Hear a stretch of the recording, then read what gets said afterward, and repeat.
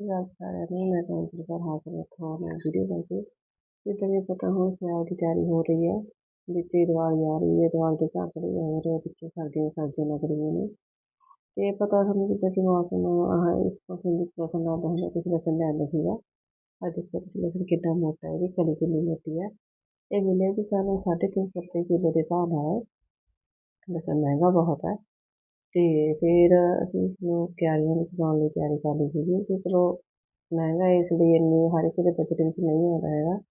ਤਾਂ ਅਸੀਂ ਲਸਣ ਹਰੇਕ ਵਾਰੀ ਘਰੇ ਲਾਉਣੇ ਹੁੰਦੇ ਹਾਂ। 2 ਕਿਆਰੀਆਂ ਦੀ ਤਿਆਰੀ ਕਰ ਲਈ ਸੀਗੀ ਅਸੀਂ, ਥਾਂ ਪੱਧਰਾ ਕਰ ਲਿਆ ਸੀ। ਤੇ ਇੱਧਰ ਮੈਂ ਲਸਣ ਨੂੰ ਭੁੰਰਨ ਲੱਗੀ ਹੋਈ ਸੀਗੀ, 4 ਵਜੇ ਦਾ ਟਾਈਮ ਹੈ। ਤੇ ਕੱਲੀ ਕੱਲੀ ਦੇਖ ਸਕਦੇ ਹੋ ਲਸਣ ਕਿੰਨਾ ਮੋਟਾ ਹੈ। ਰੇਟ ਵੀ ਉਨਾ ਹੀ ਜ਼ਿਆਦਾ ਹੈ ਤੇ ਲਸਣ ਵਧੀਆ ਵੀ ਬਹੁਤ ਹੈ। ਆਹ ਦੇਖੋ ਕਿੰਨੀ ਕਲੀ ਮੋਟੀ ਹੈ।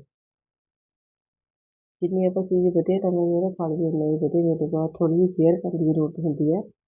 ਤੇ ਇੱਧਰ ਤੁਸੀਂ ਦੇਖ ਸਕਦੇ ਹੋ ਕਿ ਮਤਲਬ ਥਾਂ 2 ਕਿਆਰੀਆਂ ਅਸੀਂ ਪੱਧਰ ਕਰ ਰਹੇ ਨੇ।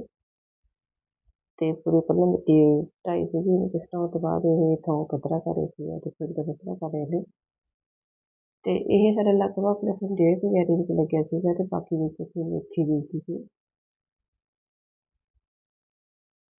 ਲਸਣ ਲਾਉਣ ਦਾ ਸਹੀ ਟਾਈਮ ਇਹੀ ਹੁੰਦਾ ਹੈ ਤੇ ਇਹਨੂੰ ਜਾ ਕੇ ਜਦੋਂ ਪੂਰੀ ਤਰ੍ਹਾਂ ਇਹ ਤਿਆਰ ਹੁੰਦਾ ਹੈ, ਜਦੋਂ ਕਣਕਾਂ ਵੱਢੀਆਂ ਜਾਂਦੀਆਂ ਨੇ ਉਸ ਟਾਈਮ ਇਹ ਤਿਆਰ ਹੁੰਦਾ ਤੇ ਉਸ ਟਾਈਮ ਇਸਨੂੰ ਪੱਟਿਆ ਜਾਂਦਾ ਹੈ।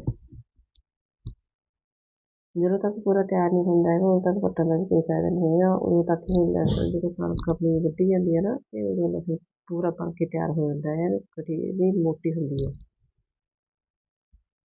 ਅਸੀਂ ਹਰੇਕ ਸਾਲ ਬੀਜਦੇ ਹੁੰਦੇ ਹਾਂ ਬਿਨਾਂ ਸਪਰੇਅ ਤੋਂ, ਅਸੀਂ ਕਦੇ ਸਪਰੇਅ ਨਹੀਂ ਕਰੀ ਹੋਈ ਕਿਸੇ ਵੀ ਸਬਜ਼ੀ 'ਤੇ।